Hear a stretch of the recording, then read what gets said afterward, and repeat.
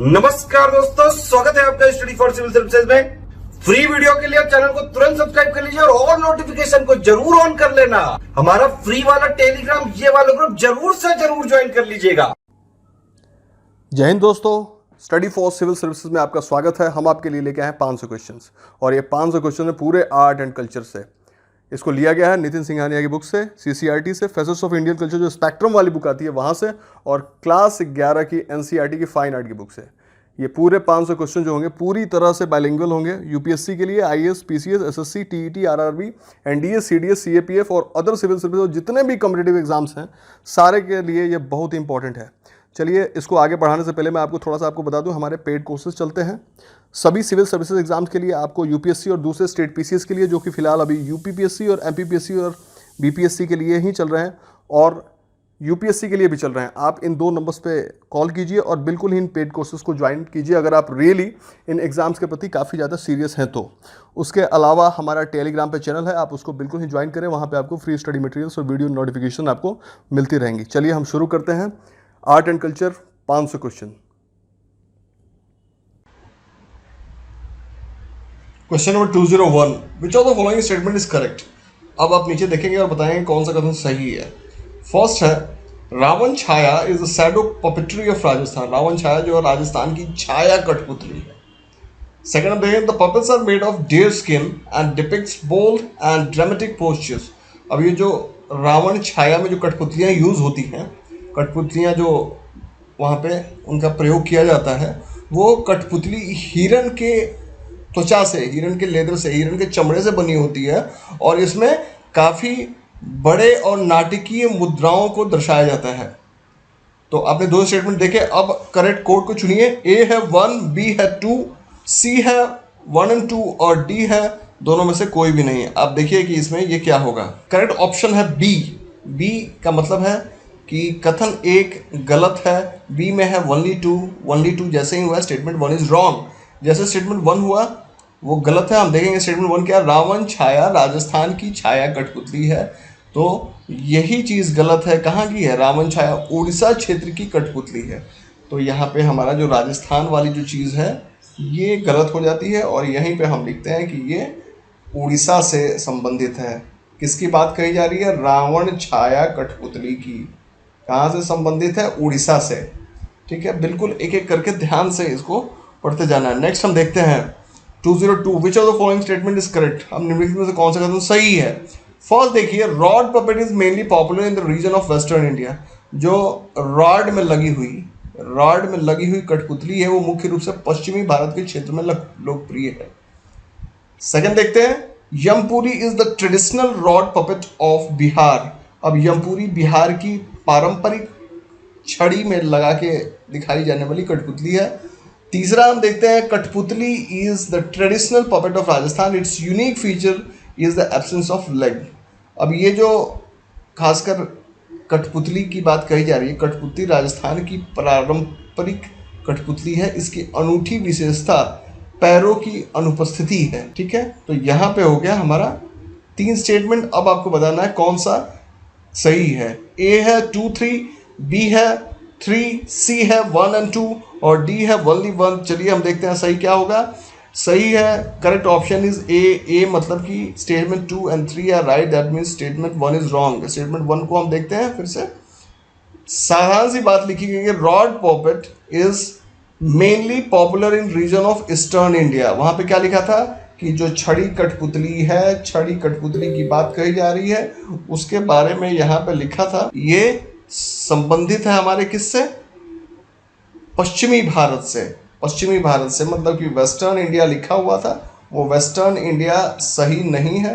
Rod puppetry जो है, rod puppetry, this is related to eastern India. एकदम दिमाग में बैठा लीजिए इसको। ईस्टर्न इंडिया हुआ, पूर्वी भारत से संबंधित है ये रॉड पपेट्री। दूसरा हम देखते हैं, यमपुरी और पुतुल नाच is an example of rod puppet.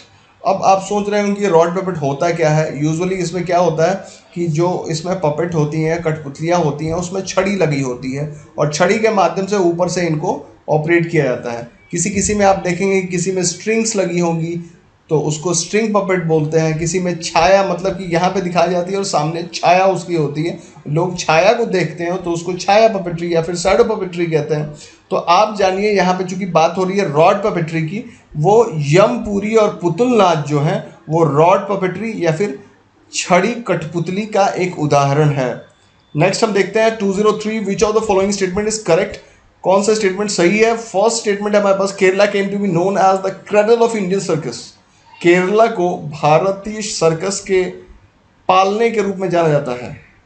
पालने का मतलब क्या है कि वहीं पे सर्कस का जन्म हुआ और वहीं पे सबसे ज़्यादा भारतीय सर्कस शुरू हुआ। ये केरला के बारे में स्टेटमेंट है, I am not saying it. आपको बताना है कि सही है कि गलत है। सेकंड स्टेटमेंट देखिए, the Great Indian Circus was the first modern Indian circus founded by Keeleri Kunhikannan. ठीक है, जो सबसे पहला ग्रेट इंडियन सर्कस था वो पहला आधुनिक भारतीय सर्कस था जिसकी स्थापना किलरी कुन्निकन ने की थी। ये हो गया किलरी कुन्निकन ने की थी। अब आपको बताना है कि करेक्ट कोड इसमें से क्या है। करेक्ट कोड आप देखिए, सही कोड चुनिए। ए है 1, बी है 2 और सी है 1 और 2 दोनों, और डी है दोनों में से कोई भी नहीं, नीदर 1 नॉर 2। आप देखिए करेक्ट ऑप्शन होगा हमारा ए। ए का मतलब हुआ कि सिर्फ statement 1 is right, only statement 1 is right, that means statement 2 is wrong. Statement 2 में क्या गलती है? कहा गया है, हमने अभी जाना था कि great Indian Circus was the first modern Indian circus, और उसको स्टार्ट किसने किया था? जो स्टेटमेंट में दिया गया था ये लिखा है किलरी कुन्निकन। किलरी कुन्निकन जो है वो गलत है। किलरी कुन्निकन न होकर के क्या होगा यहाँ पे? विष्णु पंत छत्रे। विष्णु पंत छत्रे ने पहला ग्रेट इंडियन सर्कस, जो पहला भारत का आधुनिक भारतीय सर्कस था, उसको स्टार्ट किया था। याद रखिए, विष्णु पंत छत्रे उनका नाम था। 204 विच of the following statement is correct. अब नीचे दिए स्टेटमेंट को आप देखिए और आप बताइए कौन सा सही है। किलरी कुन्निकन, अभी अभी इनका नाम आया था और गलत हो गया था, आपने जाना। हाँ, ये बात जरूर थी कि केरला जो है वो सर्कस के क्रेडल कहा जाता है, उसी को ध्यान में रखते हुए हम 204 को करते हैं। फर्स्ट स्टेटमेंट देखिए, Keeleri Kunhikannan open circus school at Chirakkara Kerala in 1901। अब किलरी कुन्निकन ने 1901 में चिरकारा केरल में सर्कस स्कूल खोला। सेकंड स्टेटमेंट देखिए, great Ramayan circus, the great lion circus, eastern circus, the fairy circus were started by the students of Kunhikannan. अब ये जो किलरी कुन्निकन साहब की बात कही जा रही है, उनके जो पुपिल्स थे, उनके जो स्टूडेंट्स थे, जब वो उस स्कूल से पढ़ के निकले और सर्कस सीख के निकले तो उन्होंने कई सारे सर्कसों को स्टार्ट किया। उन सर्कसों में क्या था? एक हमारा ग्रेट रामायण सर्कस था, दूसरा हमारा यहाँ पे ग्रेट लायन था, तीसरा था ईस्टर्न सर्कस मतलब कि पूर्वी सर्कस था, उसके बाद से फेरी सर्कस मतलब कि परियों से संबंधित ये सर्कस था। ये सभी किसने किया? कुन्निकरण के छात्रों द्वारा शुरू किए गए। तो जो great Ramayan circus, great lion circus और ईस्टर्न सर्कस मतलब कि पूर्वी सर्कस और फेरी सर्कस मतलब कि परियों का सर्कस, ये सभी जो हमारे किलरी कुन्निकन साहब थे, उनके जो छात्र हुए, उनके पुपिल्स, उनके स्टूडेंट्स, उन लोगों ने शुरू किया था। ये हो गया हमारे पास 2 स्टेटमेंट। अब इसमें से हमें चुनना है कि करेक्ट कोड कौन सा है। ए है 1, बी है 2, सी है 1 और 2 और डी है दोनों में से कोई नहीं, नीदर 1 नॉर 2। आप देखिए करेक्ट ऑप्शन होगा सी। सी का मतलब हुआ कि बोथ 1 और 2 दोनों ही हमारे सही हैं। ध्यान दीजिए, पहले वाले क्वेश्चन में 203 में हमने जाना था कि केरला इज कॉल्ड हमारा cradle of Indian circus, right.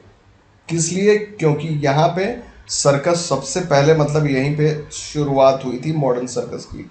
ठीक है, केरला को हम कहते हैं क्रेडल ऑफ इंडियन सर्कस। अब यहीं पे 1901 में, बिल्कुल ध्यान चलते रहते चलिए, किलरी कुन्निकन साहब जो थे, उन्होंने चिरकारा एक जगह है केरला में, वहाँ पे पहला सर्कस स्कूल खोला था। उसके बाद से उनके जो छात्र हुए, उन्होंने great Ramayan circle, great lion circle और हमारा पूर्वी सर्कस है, और फेरी सर्कस मतलब कि परियों का सर्कस, ये उनके शिष्यों ने शुरू किया था। दोनों ही स्टेटमेंट हमारे सही हो गए। अब हम देखेंगे 205 क्या कहता है? विच of the following statement is correct. आपको बताना है कौन सा स्टेटमेंट, कौन सा कथन इसमें सही है। फर्स्ट देखिए, फर्स्ट कहा जा रहा है कि 3 ring circus become the first Indian circus to attend the international circus festival in USSR. अब भारत का जो 3 रिंग सर्कस था, वह पहला सर्कस बना जिसने यूएसएसआर क्या होता है, union of Soviet socialist Republic, पहले जो रूस का, उस रूस के अंदर कई सारे कंट्रीज थी जिसको सोवियत संघ कहा जाता था, तो उसको यूएसएसआर कहते थे। तो यूएसएसआर में एक अंतर्राष्ट्रीय सर्कस समारोह में हुआ, वहाँ पे जाकर के भारत का पहला सर्कस, 3 रिंग सर्कस, वहाँ पे जाकर के उसने भाग लिया और इस तरह अंतर्राष्ट्रीय सर्कस समारोह में भाग लेने वाला पहला सर्कस 3 रिंग सर्कस बना। ये एक स्टेटमेंट है, आई एम नॉट सेइंग कि ये फैक्ट है, ये आपको बताना है कि फैक्ट है कि नहीं है।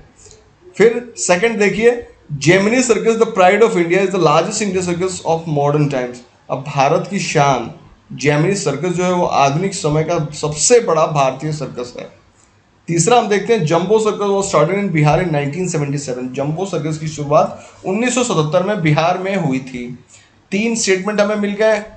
अब सही कूट को आपको चुनना है। ए है 1 and 2, बी है 2 and 3, सी है ओनली 1 and 3 और डी है ओनली 3। आप बताइए कौन सा इसमें सही है।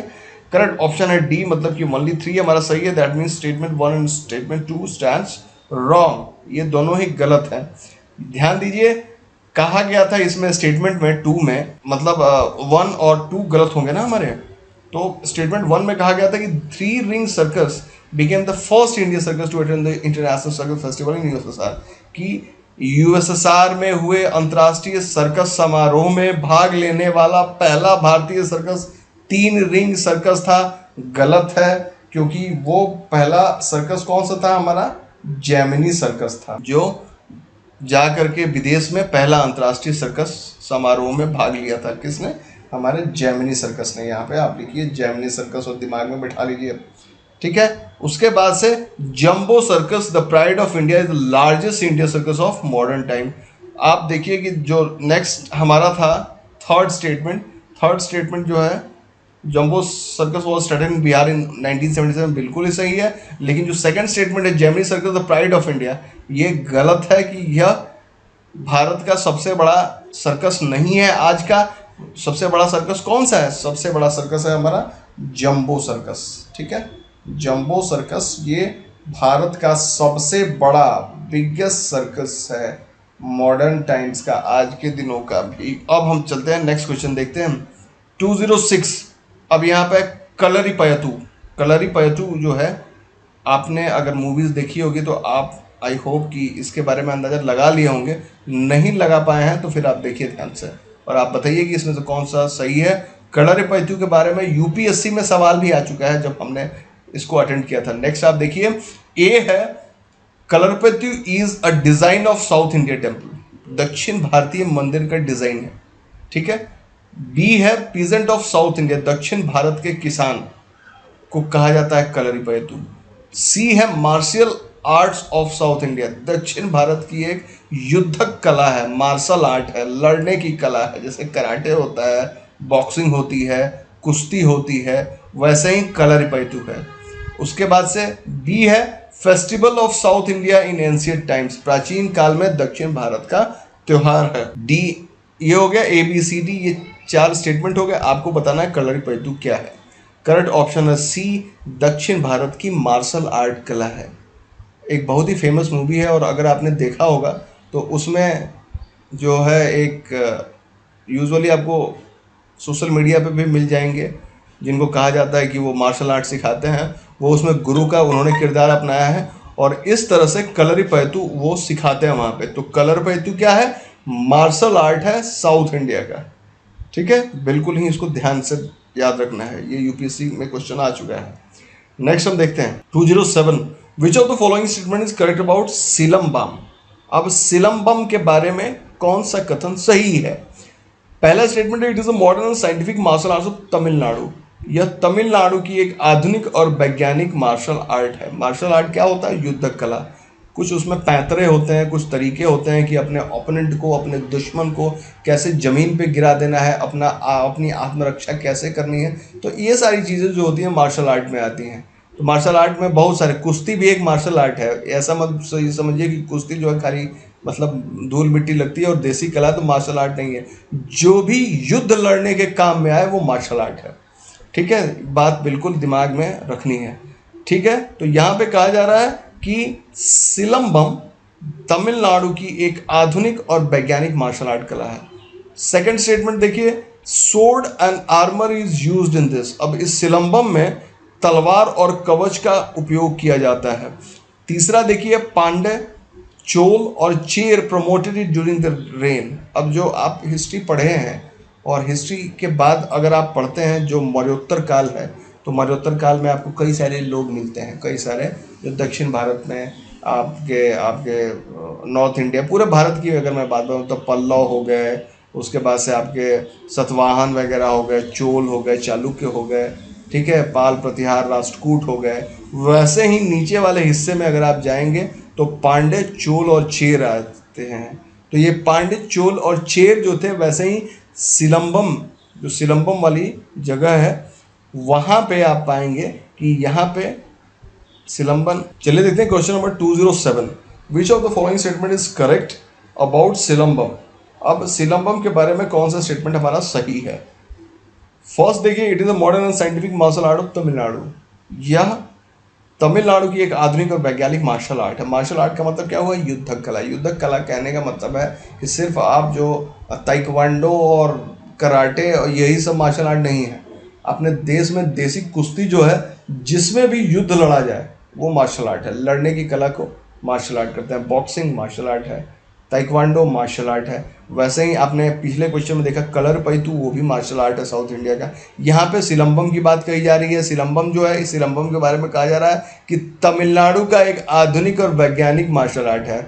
इसमें दूसरा स्टेटमेंट कहता है कि sword and armour is use in this. अब इस मार्शल आर्ट में तलवार और कवच का उपयोग किया जाता है। तीसरा देखिए, पांड, चोल और Chera promoted during their reign. अब इस सिलंबम की जो मार्शल आर्ट की कला है, युद्ध लड़ने की कला है, उसको जो पांड्या लोग थे, या चोल थे, या चेर थे, ये सभी शासक थे जो साउथ इंडिया में थे। और खासकर आप पाएंगे कि मौर्यों के ख़त्म होने के बाद से कई सारे लोग आए हमारे यहाँ पे, और कई जगह पे छोटे छोटे राज्य ऊपर हुए। उसी में आपको अगर पूरा नॉर्थ से लेकर साउथ तक मैं टेंटेटिवली आपको थोड़ा सा बताता हूँ। आप उसके बाद से कौन कौन से मिलेंगे, पल्लव मिलेंगे आपको, उसके बाद से वाकाटका मिल जाएंगे, वाकाटका के बाद से आपको पाल, प्रतिहार, राष्ट्रकूट मिलेंगे। वैसे ही चोल और पांडे और चेर मिलेंगे, चालुक्य मिलेंगे, लेटर चालुक्य मिलेंगे, ठीक है। तो ये सारे जो हैं आपको मिलेंगे। तो उसमें जो साउथ इंडिया में थे वो थे पांडे, चोल और चेर। तो जब तक ये थे, तो जहाँ जहाँ पे उनका शासनकाल था, वहाँ पे उन्होंने सिलंबम, जो कि एक युद्धक कला थी स्टेटमेंट के हिसाब से, तो उसको इन्होंने बढ़ावा दिया था। अब आपको बताना है कि करेक्ट कोड इसमें से कौन सा है। ए है 1 2, बी है 1 and 3, सी है 2 and 3 और डी है ऑल ऑफ द एबव, मतलब कि सारे के सारे सही है। करेक्ट ऑप्शन होगा हमारा बी। बी अगर बोले तो only 1 and 3, that means statement 2 stands wrong. जैसे ही 2 गलत होता है, इसका मतलब क्या है, स्टाफ, लाठी was use in the Silambam. 2 में कहा जा रहा था यहाँ पे कि sword and armour is use in this, मतलब कि सिलंबम में तलवार और कवच का उपयोग किया जाता था। यह बात गलत है। तलवार और कवच का उपयोग यहाँ पे नहीं किया जाता। तलवार कवच को काटिए और यहाँ पे लिखिए लाठी। अगर आप देसी इलाके से हैं, बिहार, मध्य प्रदेश, उत्तर प्रदेश, राजस्थान, हरियाणा, कहीं से भी, या फिर साउथ में भी जाइए, तो नॉर्मल देसी लोगों के पास एक बहुत ही अच्छा हथियार होता है लाठी, चलाने में बहुत ही पारंगत होते हैं। तो उस तरह से इस तमिलनाडु की जो कला है सिलंबम, वहाँ पे तलवार और कवच का प्रयोग न करके लाठी का, और इंग्लिश में लाठी को हम क्या कहते हैं, लाठी को हम कहते हैं स्टाफ, ठीक है। तो स्टाफ का यूज किया जाता था, राइट। तो ये वाला स्टेटमेंट हमारा गलत है। नेक्स्ट हम देखते हैं question number 208, which of the following statement is correct. आप बताइए कि कौन सा स्टेटमेंट इसमें से सही है। 3 स्टेटमेंट देखेंगे। Thangta is an armed martial art of the Manipur. Thangta Manipur की एक सशस्त्र मार्शल आर्ट है। फिर से वही युद्ध कला की बात हो रही है, कुछ भी हो सकता है इसमें, ताइक्वांडो से लेके, कुश्ती से लेके, आपने सिलंबम जाना, कलर पैतू जाना, तो ये जो भी युद्ध लड़ने की कलाएं हैं, जैसे भी लड़ी जाए, वो सारी की सारी मार्शल आर्ट। यहाँ पे बात किया जा रहा थांगटा का पहले स्टेटमेंट में कि यह एक सशस्त्र मार्शल आर्ट कला है, युद्धक कला है। सेकंड देखिए, the history of this art is related to Manipur kings to fight with British. अब इस कला का इतिहास आप जानेंगे तो आपको पता चला कि मणिपुर के जो राजा थे वो उन्होंने अंग्रेजों से लड़ने में इसका प्रयोग किया था, थांगटा का। तीसरा है sword and spear are the two main element of Thangta. अब इस युद्धक कला में थांगटा में, जो कि मणिपुर का है, अगर है तो, क्योंकि ये तो स्टेटमेंट है, उसको तो आप सर्टिफाई करेंगे कि सही है कि नहीं है। तो थांगटा में तलवार और भाला जो थे वो मुख्य हथियार थे, उसके मुख्य तत्व थे। Select the correct code. A1 है, B1 2 है, C3 है, D all of the above है। What is right? Correct option है D, मतलब कि सारे सही है। रिमाइंड कर लीजिए, दिमाग में बिठाइए, थांगटा मणिपुर की एक सशस्त्र मार्शल आर्ट है। दूसरा, मणिपुर के जो राजा थे अंग्रेजों से लड़ने के लिए उन्होंने थांगटा का प्रयोग किया था। तीसरा है थांगटा में तलवार और भाला, ये दोनों चीजें यूज की जाती हैं, प्रयोग की जाती हैं। 209 देखिए, which of the following statement is correct about Kuttu Varisai martial art. Kuttu Varisai martial art के बारे में निम्नलिखित में से कौन सा कथन सही है? फिर से मार्शल आर्ट बार बार करने की जरूरत नहीं है, आप समझ चुके हैं, युद्ध लड़ने की कला। और कुट्टू वरसाई के बारे में आपको बताना है कि क्या क्या सही है। पहला स्टेटमेंट है, it is mention in Sangam literature, यह संगम साहित्य में इसका उल्लेख किया गया है। दूसरा है, it is an armed martial art, यह एक सशस्त्र मार्शल आर्ट है। ठीक है, जैसे आप देखेंगे कुश्ती भी एक मार्शल आर्ट है, उसमें आप हथियारों का प्रयोग नहीं करते हैं, उसमें पूरा दमखम से लड़ाई होती है। लेकिन जब से ही हम आर्म्ड कहते हैं, इसका मतलब कि देखिए किसी में स्टाफ आ जाएगा, किसी में तलवार, भाला, थांगटा में ये सारी चीज़ें आ जाएंगी, तो इनका प्रयोग किया जाता है। ठीक है, यहाँ पे हम कुट्टू वरसाई की बात कर रहे हैं। पहला स्टेटमेंट था संगम साहित्य में इसका उल्लेख है। दूसरा स्टेटमेंट है कि यह एक सशस्त्र, मतलब कि शस्त्र के साथ वाली मार्शल आर्ट है। तीसरा है, it is use to advance athleticism and footwork through stretching and yoga, gymnastic and breathing exercise. अब अगर आप इस कुट्टू वरसाई को सीखते हैं तो इसमें क्या क्या चीज़ें होती हैं? स्ट्रेचिंग होती है। स्ट्रेचिंग मतलब पूरे शरीर को खींचना। ठीक है, अगर आप देखेंगे कि अगर आप रनिंग करते हैं, थोड़ा थोड़ा सबको करना चाहिए, तो अगर आप एक्सरसाइज वगैरह करने के लिए जाते हैं तो आप सबसे पहले दौड़ने के पहले, चूँकि आपका बॉडी गर्म नहीं होता, तो धीरे धीरे आप बॉडी को स्ट्रेच करते हैं, ताकि अचानक से आप भागें या अचानक से कोई ऐसी फिजिकल एक्टिविटी करें और बॉडी में आपके क्या ना हो, स्ट्रेन ना हो। ठीक है, स्ट्रेन की जगह पे आप स्प्रेन कह सकते हैं, तो स्प्रेन ना हो और उससे दर्द शुरू हो जाएगा। इसलिए जब भी भागना है क्या करना है? बॉडी को स्ट्रेच करना है। अब आता है कुट्टू वरसाई पे। कुट्टू वरसाई अगर आप करते हैं तो उसमें आप स्ट्रेचिंग करते हैं, पूरे शरीर को पहले खींच के एकदम से उसको गर्म करके मतलब लड़ने के लिए तैयार करते हैं। फिर उसमें योग होता है, जो हम जानते हैं कि योग किसने दिया है? योग को पतंजलि ने दिया है। आज वाले पतंजलि नहीं, योग बहुत पुराना मतलब दर्शन है। ठीक है, तो योग भी उसमें ये किया जाता है। तीसरा है जिम्नास्टिक और सांस लेने के व्यायाम के माध्यम से उन्नत एथलेटिक्स और फुटवर्क के लिए किया जाता है। क्या है इसमें? जिम्नास्टिक भी, मतलब खूब अच्छी तरह से उछल कूद करना, शरीर को अच्छी तरह से स्वस्थ हो उसका बरकरार रखना, फिर सांस को रोकना और सांस को एक नियमित तरीके से छोड़ना और लेना। आप जानते हैं अगर आप योग करते हैं तो काफ़ी ये महत्वपूर्ण है। इन सभी के माध्यम से कुट्टू वरसाई में आपको बहुत ही अच्छा एक एथलेटिक्स, मतलब कि बहुत ही अच्छा खिलाड़ी आप बन जाते हैं। और आपके फुटवर्क कि पैर कहाँ रखें और पैर कहाँ पे फिर जाएंगे, ये सारी चीज़ें बिल्कुल ही सही हो जाती है कुट्टू वरसाई में। 3 स्टेटमेंट आपने देखे, करेक्ट कोड आप चुनिए। ए है 1 2, बी है 2, सी है 1 और 3 और डी है 1 और 3। हम बताएंगे करेक्ट ऑप्शन आपको सी है 1 और 3 और right, that mean statement 2 is wrong. Statement 2 में क्या है? कुट्टू वरसाई को कहा गया है कि एक सशस्त्र मार्शल आर्ट है, तो उस कुट्टू वरसाई एक सशस्त्र मार्शल आर्ट नहीं है।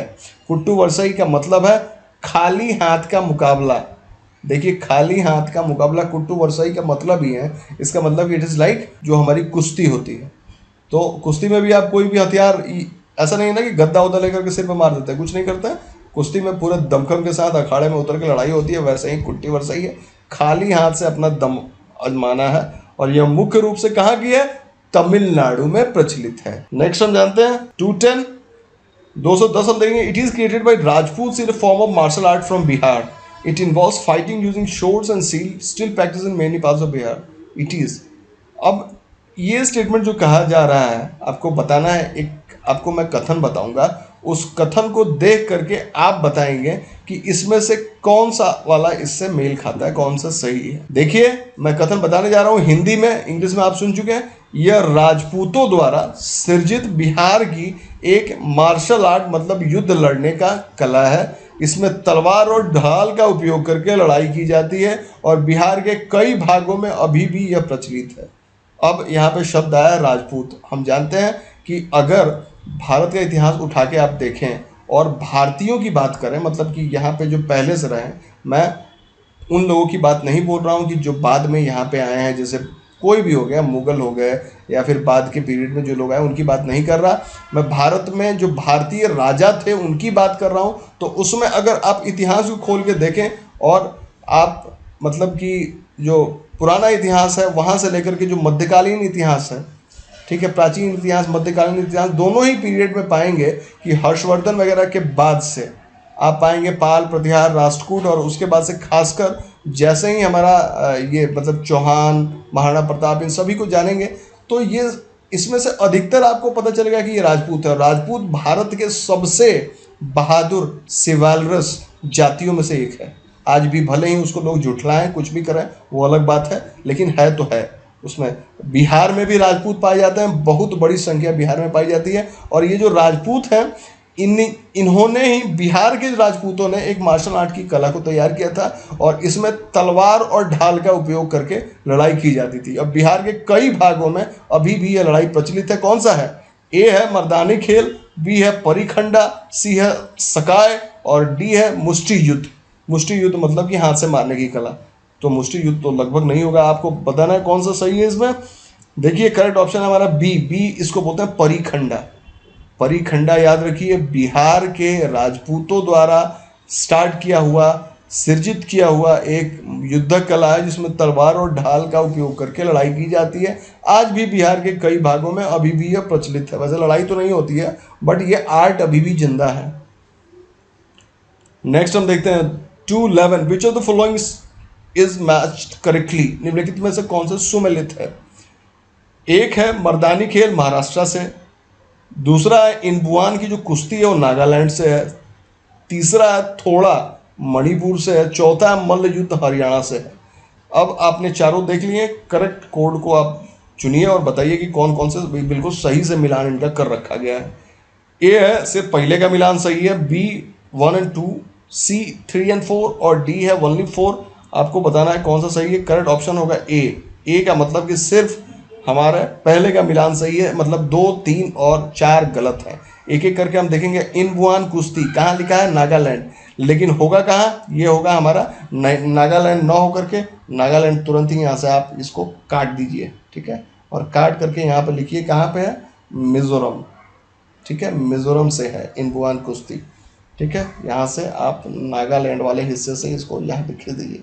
उसके बाद से होता है थोड़ा। थोड़ा यहाँ पे क्या लिखा है? मणिपुर। तो थोड़ा को भी काट दीजिए, चूंकि हमने आपको बता दिया है कि ये गलत है। थोड़ा कहाँ से आपका संबंधित है? यह है हिमाचल प्रदेश से, ठीक है। ये कहाँ से संबंधित है? यहाँ पे लिखिए हिमाचल प्रदेश, राइट, हिमाचल प्रदेश से ये संबंधित है। और इसमें आप पाएंगे कि क्या क्या चीज़ें होती हैं। इसमें है हमारे खेल और संस्कृति का मिश्रण। थोड़ा में खेल और संस्कृति दोनों ही मिश्रित हैं, ठीक है। अब हम तीसरा देखते हैं मल्ल युद्ध। मल्ल युद्ध जो है यहाँ पे लिखा गया है हरियाणा, तो ये भी गलत ही होगा। लेकिन मल्ल युद्ध को आप यहाँ पे खींचिए और यहाँ पे बताइए कि क्या होगा। चलिए हम बताते हैं आपको। मल्ल युद्ध कहाँ की कला है? दक्षिण भारत की मार्शल आर्ट है, एक युद्ध कला है, ठीक है। यहाँ पे आप लिखिए साउथ इंडिया, ठीक है। तो हरियाणा नहीं होगा। वैसे हरियाणा में कुश्ती लड़ी जाती है, लेकिन वो मल्ल युद्ध नहीं है। मल्ल युद्ध शब्द जो है वो दक्षिण भारत से रिलेटेड है और मल्ल युद्ध दक्षिण भारत की एक युद्ध कला है। फिर नेक्स्ट हम चलते हैं 212 which of the following statement is correct about चिब्बी गढ़गा मार्शल आर्ट। चिब्बी गढ़गा मार्शल आर्ट के बारे में लिखने से कौन सा कदम सही है? फर्स्ट देखिए, it is one of the most ancient martial art of Punjab. अब चेबी गढ़गा मार्शल आर्ट जो है, चेबी गढ़गा जो युद्ध कला है वो पंजाब की सबसे प्राचीन मार्शल आर्टों में से एक है। दूसरा देखिए, bows and arrows are used in this martial art. धनुष और तीर इस मार्शल आर्ट में उपयोग किए जाते हैं।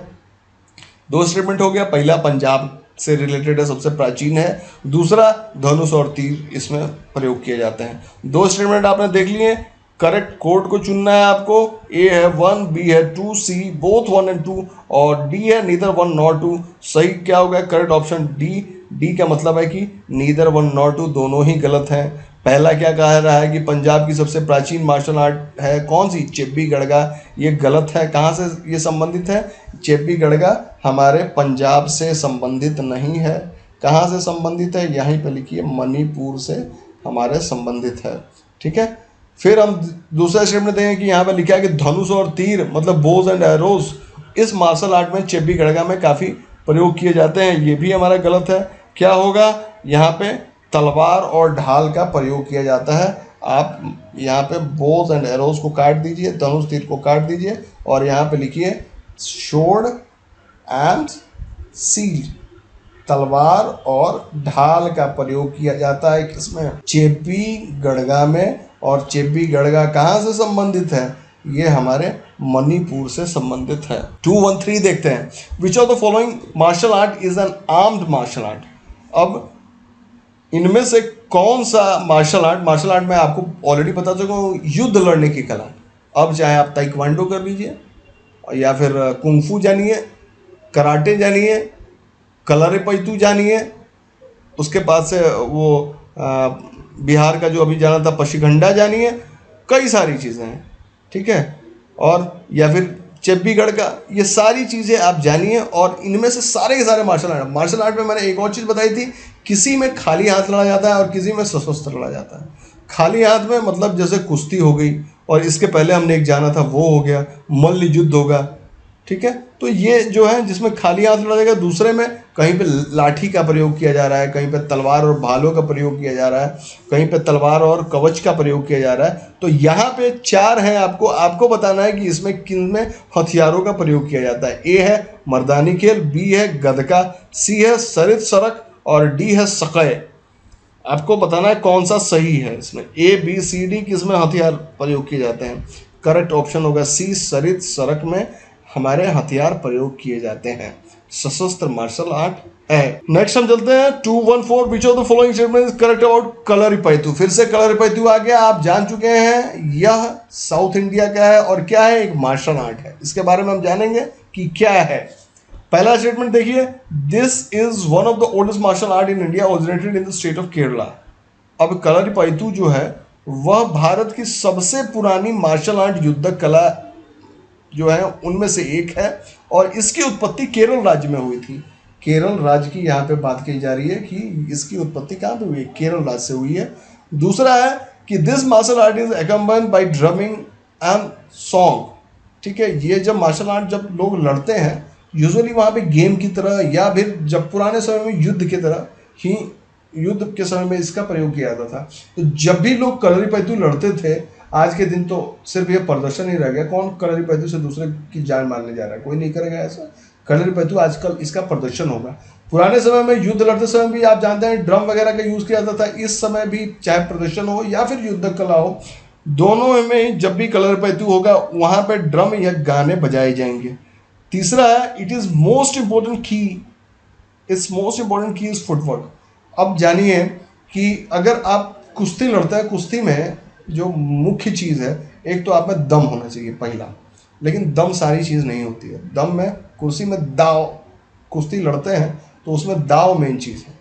एक पतला सा आदमी भी काफ़ी लंबे चौड़े तगड़े मोटे आदमी को उठा के पटक देगा। कैसे? क्योंकि उसको दाव पता है कहाँ पे लंगड़ी लगानी है और कहाँ से मतलब धोबी पछाड़ मारनी है। तो उसी तरह से अगर हम कलरीपयट्टू की बात करें तो उसमें जो मुख्य चीज़ है वो फुटवर्क है। कैसे पाँव को हटा लेना है, कैसे दुश्मन के सामने लेके आना है और कैसे उसको अपने पाँव का प्रयोग करके गिरा देना है या दूसरे काम करना है। तो फुटवर्क मतलब कैसे हमारे पाँव चलते हैं। 3 हो गया। चौथा हम देखेंगे this martial art is practice by the man only. अब यह जो कलरीपयट्टू है वो सिर्फ इसका अभ्यास वहाँ के पुरुष ही करते हैं, पुरुषों द्वारा ही किया जाता होगा, किया जाता था और किया जाता है। ये हो गया। 4 स्टेटमेंट हो गए। करेक्ट कोड आपको चुनना है A12, B13, C34 और D चारों ही सही है। करेक्ट ऑप्शन होगा हमारा बी। अगर हम देखें तो 1 and 3 is right, that mean statement 2 and 4 are wrong. Statement 2 और 4 को हम फिर से देखते हैं। इसमें कहा गया this martial art are not accompanied by drumming और सॉन्ग। कहा गया है कि यह जो मार्शल आर्ट है उसमें कोई ड्रमिंग या सॉन्ग नहीं होता, मतलब कि यहाँ पे शोर करने की जरूरत नहीं है, जो लड़ना है वो लड़ेंगे। 4 देखिए, this martial art is practice even by the women. इसका अभ्यास जो है कलरी पैतू का सिर्फ आदमी नहीं करते हैं। आप देखिए कि आज के टाइम में तो औरतें मतलब काफ़ी जो है हवाई जहाज़ चला रही हैं, ठीक है, तो हवाई जहाज़ चला रही हैं, लड़ाकू विमान उड़ा रही हैं, तो ये जो कलरी पैतू का कौन सी चीज़ है? ध्यान रखिए, कलरी पैतू का जो अभ्यास है वो महिलाओं के द्वारा भी किया जाता है। नेक्स्ट जानिए 215 विच of the following statement is correct about Raman. अब रमन के बारे में निम्नलिखित में से कौन सा कथन सही है? पहला स्टेटमेंट हम देखते हैं, Ramman is religious festival and ritual theatre of the Garhwal region of Uttarakhand. Ramman जो है उत्तराखंड के गढ़वाल क्षेत्र का धार्मिक त्योहार और अनुष्ठान थिएटर। क्या है? रमन उत्तराखंड से संबंधित है, ध्यान देते चलिए, उत्तराखंड से और गढ़वाल क्षेत्र से। क्या है ये? धार्मिक त्योहार और अनुष्ठान का थिएटर। थिएटर कहने का मतलब क्या है? रंगमंच है, ठीक है, रंगमंच हिंदी में अगर आप लिखें तो। फिर दूसरा हम देखते हैं, in this the villages pay their offering to the goddess Lakshmi. अब जब भी ये रमन होता है उसमें क्या होता है? गांव वाले देवी लक्ष्मी को चढ़ावा चढ़ाते हैं। तीसरा स्टेटमेंट देखिए, it is in one of the representative list of the intangible cultural heritage of humanity. यह इंटेंजिबल मतलब क्या होता है? देखिए दो चीजें होती हैं, एक टेंजिबल और एक इंटेंजिबल। टेंजिबल का मतलब है कि जिसको आप अपने सेंसेस का मतलब कि आंख से देख पाएं और हाथ से छू पाएं, ठीक है, चख पाएं, ये सारी हमारी टेंजिबल चीज़ें हो गई। इनटेंजिबल जिसको आप फील करें, जो एक्चुअल में दिखता नहीं है, उसकी कोई मूर्त नहीं बनी है, तो वो हो गया इंटेंजिबल। यहाँ पे बात की जा रही है रमन की, तो यह मानवता की अमूर्त सांस्कृतिक विरासत की प्रतिनिधि सूचियों में से एक, ठीक है। और ये है क्या? यह एक फेस्टिवल है, कहाँ का? उत्तराखंड का। स्टेटमेंट के हिसाब से, आई am not telling fact now, fact आप बताएंगे कि सही है कि गलत है। और इसमें क्या किया था? इसमें गांव वाले देवी लक्ष्मी को चढ़ावा चढ़ाते हैं और पूजा करते हैं। करेक्ट कोड देखिए, ए है 1, बी है 2, सी है 1 and 3 और डी है ऑल ऑफ द अबव। क्या होगा यहाँ पे? करेक्ट ऑप्शन होगा हमारा सी का मतलब 1 and 3 राइट है। Statement 2 is wrong. स्टेटमेंट 2 में क्या गलत है? जो रमन है उसमें क्या आता है? In this the villages pay their offering to the village deity Bhumiyal. अब इसमें गांव वाले जो होते हैं वो गांव के एक देवता होते हैं, उनका नाम ग्राम देवता भूमियाल होता है, और भूमियाल को गांव वाले अपना चढ़ावा चढ़ाते हैं। It is celebrated by the Hindu community in the Salur Dungra village of the Painkhanda valley in the Chamoli district of Uttarakhand. अब उत्तराखंड के चमोली जिले में पैनखंडा घाटी के सलूर डुंगरा गांव में हिंदू समुदाय के लोग इसको मनाते हैं। किसको? रमना को, ठीक है। तो ये जो हो गया रमना को, और यह क्या है? यह मानवता की एक अमूर्त सांस्कृतिक विरासत की प्रतिनिधि सूची में से एक, और उत्तराखंड का गढ़वाल क्षेत्र का धार्मिक त्योहार है। बिल्कुल सही है। सिर्फ इसमें गांव में देवी लक्ष्मी की पूजा न होकर के किसकी होती है? गांव के जो देवता है उनका नाम भूमियाल है, उनकी पूजा की जाती है। 216 देखिए, consider the following statement and choose the correct answer. सही स्टेटमेंट चुनिए, सही कथन को आपको चुनना है। फर्स्ट है, Mudiyettu is folk dance and drama performed in the state of Kerala. Mudiyettu जो है वो केरल राज्य में किए जाने वाला लोक नृत्य और नाटक है। सेकंड देखिए, it depicts the mythological tale of lord Krishna. इसमें भगवान कृष्ण की पौराणिक कहानी को दर्शाया गया है। तीसरा देखिए, it is intangible heritage list of UNESCO. यह यूनेस्को की अमूर्त विरासत सूची में है। चौथा देखिए, dance is performed in the village of temple. इस नृत्य को गांव के मंदिरों में किया जाता है, मतलब in the temple of village. इस नृत्य को गांव के मंदिर में किया जाता है। किसकी बात है ये? मुड्डुयट्टू की। कहां पे? केरला में। चलिए करेक्ट कोड चुनते हैं। ए है 1 2 3, बी है 1 3 4, सी है 1 and 4 और डी है 2 and 3। चलिए आपको बताते हैं कौन सा सही होगा। करेक्ट ऑप्शन है हमारा बी। बी कहने का मतलब हुआ कि 1 3 4 सही है, स्टेटमेंट 2 इज रॉन्ग। स्टेटमेंट 2 हम फिर से देखते हैं, इसमें क्या है? भगवान कृष्ण की पौराणिक कहानी को दर्शाया गया है। किसमें किसकी बात हो रही है? ध्यान दीजिए, यहाँ पे मैं फिर से इसको मार्क करता हूँ। मुड्डुयट्टू की बात कही जा रही है, केरला राज्य से संबंधित है, और ये तो अब बिल्कुल ही मतलब यहाँ पे पता चल गया कि केरला से संबंधित है, और लोक नृत्य और नाटक है। यूनेस्को की अमूर्त लिस्ट में भी है, और इसे गांव के मंदिरों में किया जाता है। लेकिन क्या है, इसमें भगवान कृष्ण की पौराणिक कहानी को नहीं दर्शाया जाता है। किसकी कहानी को दर्शाया जाता है? इसमें आप पाएंगे कि इसमें देवी काली और द्वारिका राक्षस के बीच युद्ध की पौराणिक कथा को चित्रण किया जाता है। ठीक है, इसमें क्या किया था? भगवान कृष्ण यहाँ पे काट दीजिए, क्या होगा? यहाँ पे काली होंगी, ठीक है, काली माता और एक राक्षस है, उस राक्षस का नाम है द्वारिका, दारिका राक्षस, D1 दारिका, उनके बीच जो युद्ध हुआ था उसका चित्रण है इसमें। 217 देखिए, which of the following statement is correct about Kalbelia, निम्नलिखित में से कौन से कथन कालबेलिया के बारे में सही है। पहला स्टेटमेंट देखिए, Kalbelia is performed by the Kalbelia tribe in the state of Maharashtra, Kalbelia Maharashtra राज्य के कालबेलिया जनजाति के द्वारा किया जाता है। दूसरा है, Kalbelia dance movements resembles that of a servant, और कालबेलिया नृत्य में जो उसके नर्तक होते हैं वो जो नाचते हैं, यहाँ पे देखिए, यहाँ पे आंदोलन नहीं हो, यहाँ पे क्या होता है, मूवमेंट का मतलब यहाँ पे कैसे वो संचरण करते हैं, ठीक है, कैसे उनके शरीर हिलते डुलते हैं। तो कालबेलिया नृत्य में जो नर्तक का जो शरीर है वो नागिन जैसा दिखता है। तीसरा आप देखिए, it is not in the tangible heritage list of UNESCO, यह यूनेस्को की मूर्त, यहाँ पे अभी तक इंटेंजिबल की बात हो रही थी, लेकिन ये क्या है, इनटेंजिबल नहीं होकर के टेंजिबल लिस्ट है, हेरिटेज लिस्ट यूनेस्को की, उसमें नहीं है मैं बोल रहा हूँ। 3 स्टेटमेंट हो गए, करेक्ट कोड चुनना है, A1 B2 C13 और D23 क्या होगा यहाँ पर सही आंसर, आप देखिए करेक्ट ऑप्शन है B, मतलब only 2 is right, 1 and 3 stands wrong. 1 and 3 क्या गलत है, स्टेटमेंट 1 देखिए, कालबेलिया को कहा जा रहा है कि महाराष्ट्र राज्य के कालबेलिया जाति द्वारा किया जाता है, बिल्कुल ही ये हमारा गलत हो जाएगा। गलत इसमें क्या हो जाएगा, कालबेलिया जाति के लोग तो करते हैं, but it is not from Maharashtra, ये महाराष्ट्र से यहाँ के लोग नहीं होते हैं। कहाँ से ये होते हैं, ये जानिए कि ये कहाँ से होते हैं, ये होते हैं राजस्थान से। कालबेलिया जाति के लोग और कालबेलिया जो है ये जनजाति के लोग जो हैं वो राजस्थान में पाए जाते हैं। उसके बाद से हम देखते हैं नेक्स्ट स्टेटमेंट कौन सा है। यहाँ पे कहा जा रहा है कि या it has been included in the intangible list of UNESCO in 2010। अब इसको यूनेस्को के 2010 में यूनेस्को जो है उसका जो इंटेंजिबल लिस्ट है उसमें इसको शामिल किया गया था, अमूर्त, ठीक है।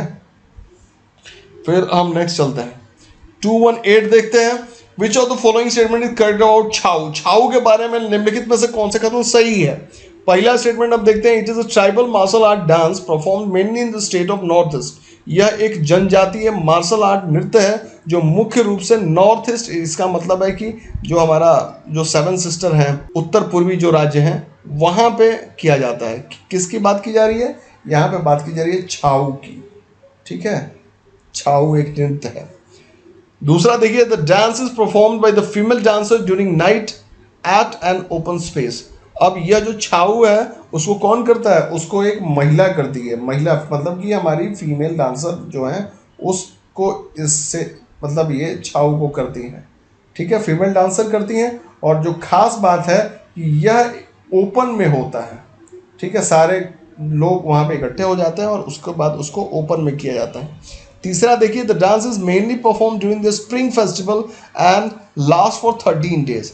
अब ये एक दिन का ये त्यौहार नहीं है, जब भी ये नृत्य शुरू होता है तो बसंत का जो ऋतु होती है, वसंत ऋतु में जो उनका त्यौहार मनाया जाता है उस दौरान ये किया जाता है। और यह एक बार शुरू हो जाने के बाद से दिस एक्सटेंड्स फॉर 13 डेज। छाऊ जो है हमारा वो 13 दिन के लिए चलता है। अब हम देखेंगे कि कौन सा करेक्ट ऑप्शन है।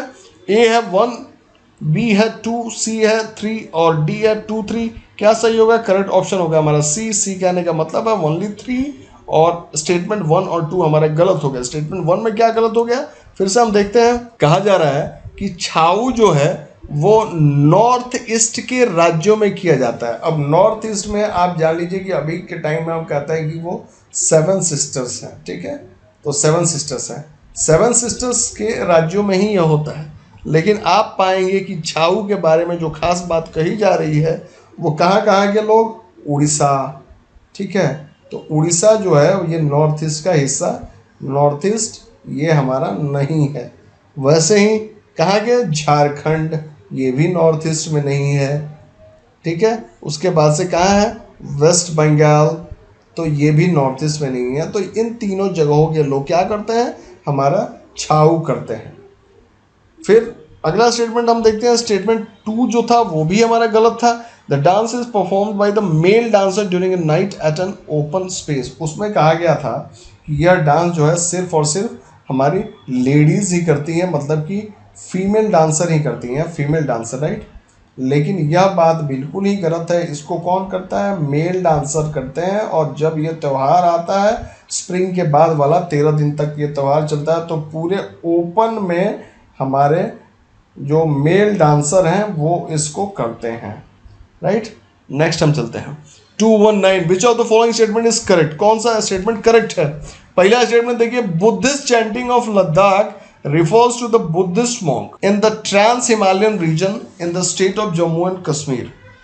देखिए यहाँ पे state of Jammu and Kashmir तो पहली बात होना नहीं, क्या होना चाहिए? आपको पता है केंद्र शासित प्रदेश है ये, ठीक है। लेकिन फिर भी आप स्टेटमेंट देखते चलिए।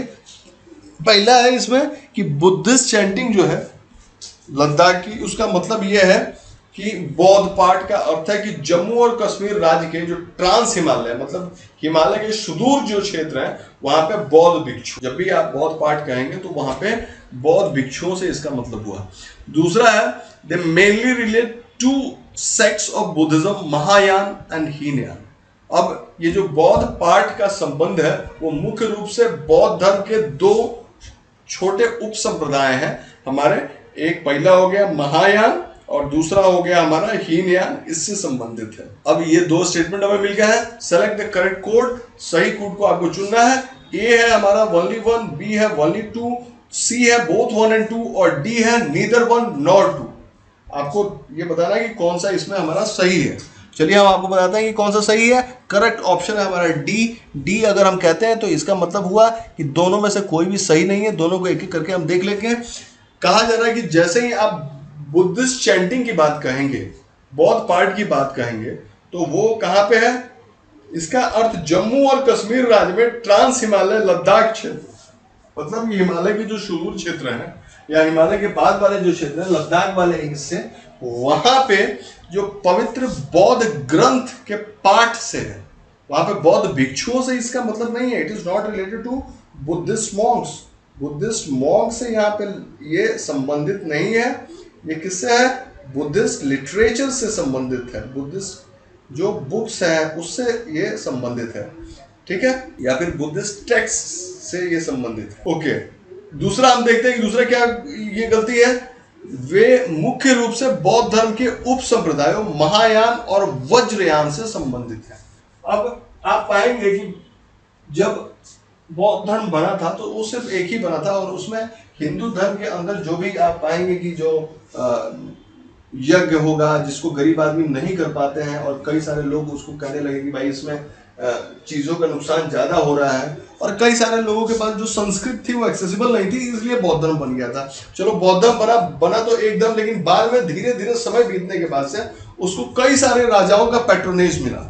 आप स्टार्ट कीजिए पुराने, मतलब कि जो मगध काल से लेकर के उसके बाद मौर्य आए, ठीक है, सबके टाइम में जो है वो हमेशा उनका मतलब जो भक्ति होती थी वो शिफ्ट होती रहती थी। कभी वो जैन बन जाते थे और कभी वो बौद्ध धर्म का ग्रहण कर लेते थे। तो ये दोनों चीजें हैं वो चलती रहती थी। बाद में जाकर के आप पाएंगे कि पुष्यमित्र शुंग ने जो है बौद्ध धर्म को हटा दिया था, और उसके बाद से धीरे धीरे जब ये आगे बढ़ा तो इसमें कई सारी बुराइयां आ गई। उन बुराइयों में बाद में बौद्ध धर्म जो है वो कई सारे संप्रदायों में टूट गया, और उसमें महायान, हीनयान, वज्रयान कई सारे हैं। ये जो बात कही जा रही है बौद्ध पाठ की, जो कि बुद्धिस्ट के जो मतलब जम्मू कश्मीर के जो ट्रांस हिमालय क्षेत्र है वहां पे बौद्ध ग्रंथों के बारे में कही जा रही है, तो ये बात कहा गया था स्टेटमेंट में कि महायान और हीनयान से संबंधित है। ये नहीं है, महायान और वज्रयान से संबंधित है। नेक्स्ट हम चलते हैं 220 विच of the following statement is correct about Navroz. Navroz के बारे में कौन से कथन हमारे सही हैं? पहला स्टेटमेंट हम देखते हैं, it indicates the beginning of the new year for the Parsis, या पारसियों के लिए नए साल की शुरुआत को बताता है। दूसरा हम देखते हैं, it is also celebrated as the spring festival by the Kashmiri community, यह कश्मीरी समुदाय द्वारा वसंत उत्सव के रूप में मनाया जाता है। तीसरा हम देखते हैं, it denotes Zoroastrian respect for the harvesting of crops. अब जोरोस्ट्रियन, जरथुस्ट्रिज्म हम जानेंगे, तो जरथुस्ट्रिज्म जो है जरथुस्त थे जिन्होंने पारसियों के लिए जो है एक बुक लिखी है जो हम जानते हैं उसका नाम है अवेस्ता जिन, और यही एक धर्म है जो हमारे वैदिक धर्म, हिंदू जो है ये जगह से रिलेटेड है। लोग कहने लगे हैं कि भाई पहले तो जो सिंध के पास रहते थे वो हिंदू कहला है, बिल्कुल ही नहीं, ये वैदिक धर्म है। और वैदिक धर्म के समकालीन सिर्फ यही धर्म है जो जिसको हम जोरास्ट्रियन या फिर पारसी कहते हैं। यहाँ पे तीसरा स्टेटमेंट में फिर से आपको बताऊं कि यह जो है नौरोज या फसल कटाई के लिए जोरास्ट्रियन पारसी सम्मान को दर्शाता है। चौथा हम देखिए, it has been included in the intangible list of heritage of UNESCO in 2016। 2016 में जो यूनेस्को की इंटेंजिबल अमूर्त विरासत की सूची है उसमें इसको शामिल किया है। सेलेक्ट द करेक्ट कोड है A124, आप चुनिए कौन सा सही है, B14 और C है 234 और D है ऑल ऑफ द अबव। चलिए हम आपको बताते हैं करेक्ट ऑप्शन कौन सा है। करेक्ट ऑप्शन है हमारा ए का मतलब हुआ कि कथन 3 जो है वो हमारा यहाँ पे गलत है। ठीक है, कथन 3 गलत हुआ, इसका मतलब ऑप्शन हम देंगे 1 to 4 सही है और कथन 3 मतलब कि स्टेटमेंट 3 जो है वो गलत है। 3 को हम फिर से यहाँ पे ध्यान से देखेंगे। 3 में कहा गया कि इसे यूनेस्को की अमूर्त विरासत सूची में शामिल किया गया है। ठीक है, चलिए देखते हैं correct option A. Correct option होगा हमारा ए अगर हम देखें तो ए है हमारा ओनली। चलिए हम ध्यान से देंगे, सेलेक्ट द करेक्ट कोड हम देंगे क्वेश्चन नंबर 220 का। ए है 1 to 4, बी है 1 4, सी है 2 3 4 और डी है ऑल ऑफ द अबव। सही आंसर क्या होगा यहाँ पे होगा इसका करेक्ट ऑप्शन ए अगर मैं आपको बताऊं तो ए क्या है, ए में है 1 2 and 4 राइट है। इसका मतलब कि स्टेटमेंट 3 जो होगा हमारा रॉन्ग है। स्टेटमेंट 3 हम देखते हैं कि कहा जा रहा है कि नवरोज जो कि हम जानते हैं कि पारसियों का त्यौहार है, वो यह फसल कटाई के लिए जोरास्ट्रियन सम्मान को दर्शाता है। मतलब कि जो पारसी लोग हैं जो फसल की कटाई के समय जो सम्मान देते थे या जो पूजा करते थे उसके बारे में बताता है। तो ये बात जो है हमारी गलत है। ये स्टेटमेंट 3 जो है हमारा गलत है। इसकी जगह पे क्या होना चाहिए, इसकी जगह पे होना चाहिए कि यह पर्यावरण के लिए पारसी मत सम्मान को दर्शाता है। कि आपको पता है कि जोरास्ट्रियन जो होते हैं, जो भी पारसी होते हैं, हमारे इन्वायरमेंट के प्रति काफ़ी ज़्यादा मतलब रेवरेंट होते हैं, मतलब उसकी काफ़ी ज़्यादा पूजा करते हैं। तो इसलिए ये जो नवरोज का त्यौहार है वो दिखाता है कि कैसे जो जोरास्ट्रियन लोग हैं हमारे पर्यावरण के प्रति ज़्यादा उत्तरदायी हैं और उसके बाद से उसको कैसे सम्मान दिखाते हैं। नेक्स्ट क्वेश्चन देखते हैं, question number 221। Which of the following statement is correct about Kumbh Mela. Bharat में कुंभ मेला लगता है और काफ़ी बृहद तरीके से इसका आयोजन होता है। हम देखेंगे कि कुंभ मेले के संदर्भ में कौन से बातें, कौन से कथन सही हैं। पहला है Kumbh Mela is held at 2 places, Prayagraj and Haridwar. Kumbh Mela जो लगता है वो 2 स्थानों पर आयोजित होता है, एक है हमारा प्रयागराज और दूसरा है हरिद्वार। दूसरा स्टेटमेंट हम देखते हैं, in Prayagraj and Haridwar Kumbh Mela held after every 12 years is called Ardh Kumbh. Prayagraj और हरिद्वार में हर साल 12 साल के बाद, हर एक बार 12 साल के बाद आयोजित होने वाले कुंभ मेले को अर्ध कुंभ कहा जाता है। तीसरा स्टेटमेंट देखते हैं, it has been included in intangible heritage list of UNESCO. इसे यूनेस्को की अमूर्त विरासत सूची में शामिल किया गया है। 3 स्टेटमेंट हमने देखा कुंभ मेला के बारे में।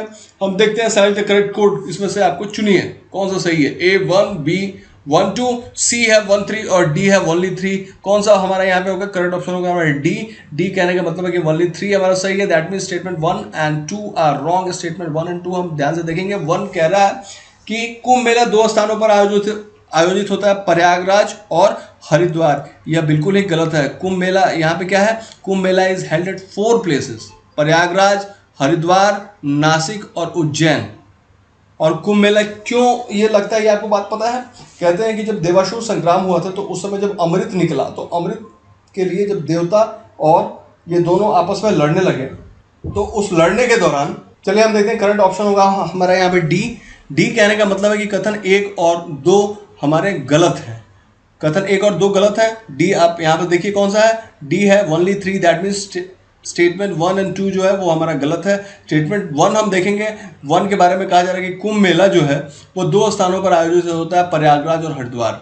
बात गलत है। कुंभ मेला 4 स्थानों, प्रयागराज, हरिद्वार, नासिक और उज्जैन में आयोजित किया जाता है। और इसका क्या संदर्भ है आपको पता है, इसका काफ़ी ज़्यादा मतलब हिस्टोरिकल इसका बैकग्राउंड है। कहते हैं कि हिंदू धर्म के अनुसार से, वैदिक धर्म के अनुसार, जब क्या हुआ, समुद्र मंथन हुआ, उससे अमृत निकला। तो अमृत को लेके बाद निकलने के बाद से देवता और असुर आपस में लड़ने लगे। उस समय मोहिनी आई और क्या हुआ कि उसको उन्होंने मांगा, और उससे पहले जो देवता और असुर थे कुंभ को, मतलब जो अमृत का घड़ा था उसको लेकर के जब लड़ रहे थे, तो उससे अमृत जहां जहां पे छलका, तो वो 4 जगह थी। वो जगह हमारी कौन है, प्रयागराज, हरिद्वार, नासिक और उज्जैन। इन 4 जगहों पे अमृत छलका और इन्हीं चारों जगहों पे कुंभ मेले का आयोजन किया जाता है। तो आपने जाना स्टेटमेंट 1 कैसे गलत है। दूसरा हम देखते हैं, in Prayagraj and Haridwar Kumbh Mela held after every 6 year is called Ardhkumbh. Prayagraj और हरिद्वार में हर 6 साल के बाद आयोजित होने वाले कुंभ मेले को अर्धकुंभ कहा जाता है। स्टेटमेंट में लिखा था हर 12 साल के बाद, लेकिन क्या होना चाहिए, हर एक 6 ईयर्स के बाद। हर एक 6 ईयर्स के बाद क्या लगता है, हमारा अर्धकुंभ लगता है। आई होप कि ये वीडियो आपको काफ़ी अच्छा लग रहा है। आप please study for civil services को सब्सक्राइब कीजिए, इस वीडियो को लाइक कीजिए और ज़्यादा से ज़्यादा इसे शेयर कीजिए, ताकि पूरा आर्ट एंड कल्चर आपका इसी चैनल पे आपको समझाया जाएगा। PDF जो है आपको पेड कोर्सेज में मिल जाएंगे और सारी चीज़ें आप बिल्कुल इसको देखते रहिए, इसको सपोर्ट करते रहिए। थैंक्स। ये पूरे 500 क्वेश्चन है। थैंक्स एंड जय हिंद।